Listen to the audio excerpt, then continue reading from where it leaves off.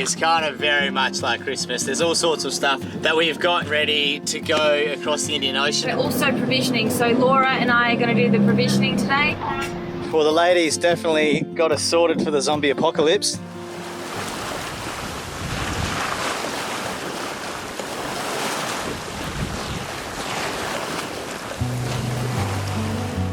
With our dreaded reef incident now well and truly behind us, we can move forward and on to the next chapter of our lives. We upped anchor with the morning sun and set out reaching the final 15 nautical miles to the island of Langkawi, Malaysia. Mornings at sea are a time we've always enjoyed, and with a gentle breeze, this sunrise was a fine example of why we love the sailing life.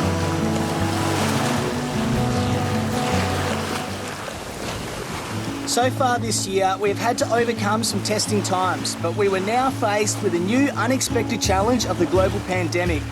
We had left Thailand knowing very well about the virus, but the changes and new laws that countries were implementing were drastic and happening fast.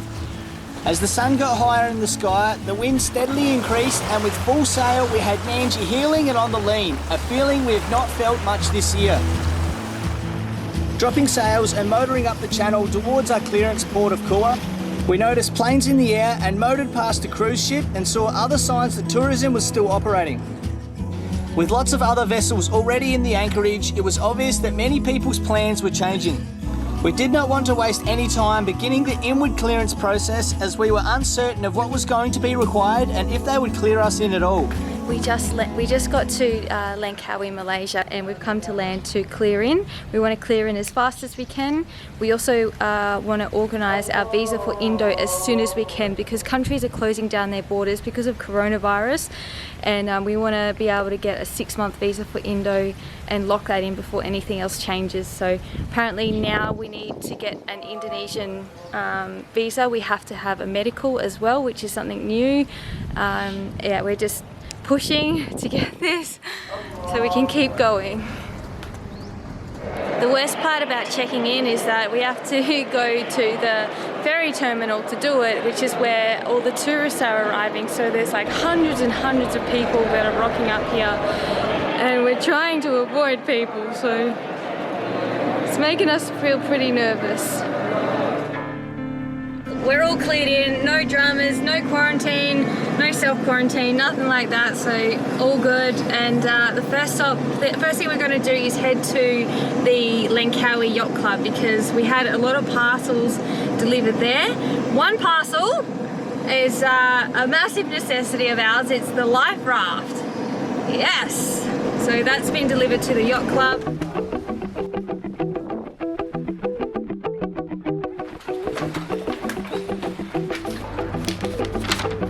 This is a monumental day for us. This is massive. We were going to sail to South Africa last year, but we couldn't get this life raft in time, and we've just finally got it now, and it's like 7 months Christmas, later, man, or something. Yeah. I didn't get anything for Christmas, but I get back to Langkawi and I've got like 8 things waiting for us. How good's that? All sailing related. All right, let's try to get out of here. All right. So you're just going to have to drive like this. You right?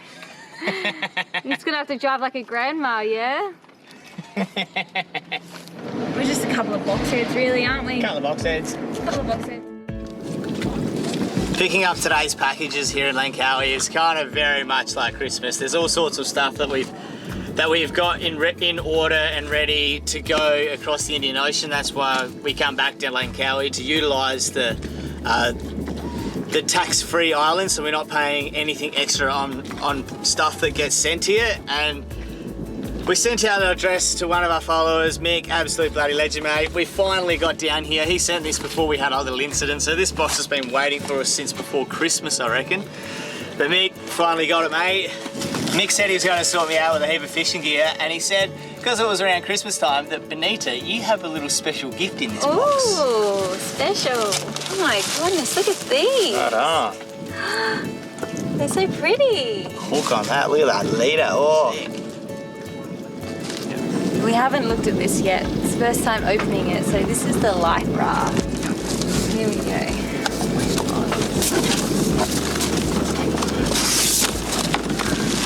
Wow! Do you need a tool to cut stuff? Oh, thank you. Thanks, Mick. She's got the bloody saw out. Shut up. What are you going to do with that one? Cut a tree down? Nandji is only a small vessel and we don't have a lot of storage spaces on her either, and so we really need to choose wisely in how we purchase such things and where we're going to be able to mount them and that sort of thing. Because I know I have too many surfboards and at the moment they're living on the deck as a prime example of limited space. But you can't have a boat without having the toys. So with the life raft, we opted for this vertical cradle like this so we can mount the cradle on the outside of the handrails at the back there. I'll have to reinforce where the bolts go through the deck just so that there's not so much pressure, because it weighs about 60 kilos from memory. Like, oh, I know, I reckon I could bloody lift 60 kilos like that, so maybe it weighs about 40, but it's super heavy, so definitely need to reinforce. We named this Don't Get In Dave, by the way, because Dave was a major contribution behind us and being able to get this, so good on you, Dave. Thanks so much for helping out, legend. You're making the Indian Ocean seem so much smaller. And yeah, so we called it Don't Get In Dave.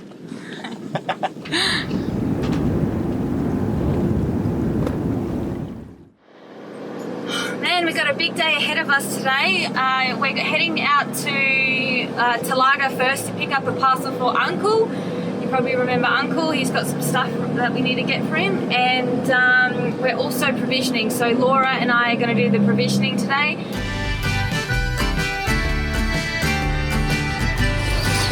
I think I found the most amazing thing ever. This is dried garlic flakes. So mosquito repellent, good for your health, and you can also put it in your cooking. It's like a kilo. We provisioned enough for the next 6 months of sailing with 3 people and 1 dog on board. Each trolley cost less than 200 Aussie dollars, and this is another reason why we chose to come to Langkawi. 4 trolleys later and we were heading back to Nandji to continue the process and stow it all away. Well, the ladies definitely got us sorted for the zombie apocalypse. There's no way we're not going to survive it now with the amount of food they have bought. And that's why that's a pink job. So buying it as a pink job and putting it away is a pink job. So this man and his blue jobs are going somewhere else. Oh, it's been a long day of buying food. We are stocked up. The boat is just covered in boxes of food. I don't know where we're going to put it all.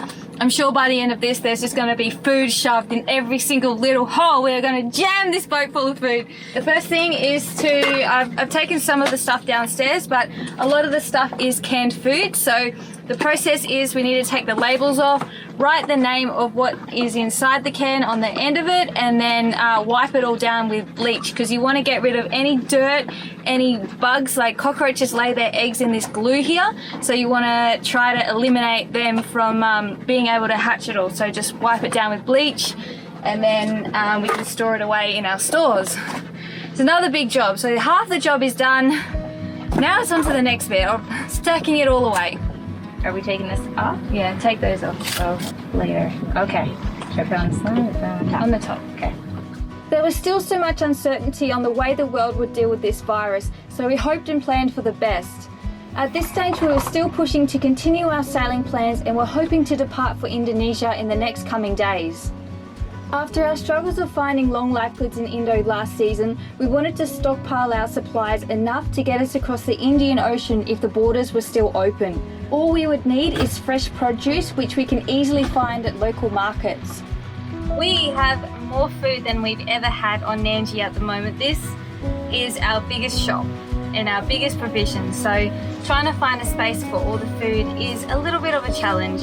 We have a big hole at the back in the aft cabin under our bed where we put all of our canned food, and it's a really awkward shape. It's like a diamond shape and it's on the lean as well, so trying to organize that takes a little bit of thinking. And so I've layered it from the cans that we have the most of, start at the bottom, and then it slowly works its way up the top. Yeah. Today we bought Milo, and Laura has no idea what Milo is, so we're gonna have to educate our girlfriend on Milo. Apparently it goes in your milk. And it smells like cold cocoa. Nandji was now well stocked with food and we were in the process of getting a visa for Indonesia. Miraculously, somehow, the ladies found a home for all of that food and one last trip into land to get rid of all the cardboard and rubbish to try our best to keep the cockroaches away. Can you take one? We had learned the day before that Malaysia had just closed their borders, so we were lucky to sneak in 2 days before closure. A couple of bags of chicken Feel like a bag of chicken in the morning? on the ground. Rubbish is taken out. Now we just need to get some water for this little adventure and then we can leave. There is a yearly yacht rally that travels across the Malacca Strait from Langkawi to Sabang, Indonesia, which was our planned next port of call. The rally had just arrived and we heard they were having great difficulties of entering and potentially were to be turned away. We thought it best not to depart a safe harbour, and with a current 3-month visa for Malaysia, we went off to find our own remote corner to isolate and wait to see how countries were going to deal with this crisis. We still had hopes to be sailing to Indonesia and across the Indian Ocean, but until we had more information, we are not exiling ourselves at sea with the potential for nowhere to go. Langkawi is a beautiful place with many small islands and hidden beaches, so not a bad place to hide away from the world and wait to see what happens next.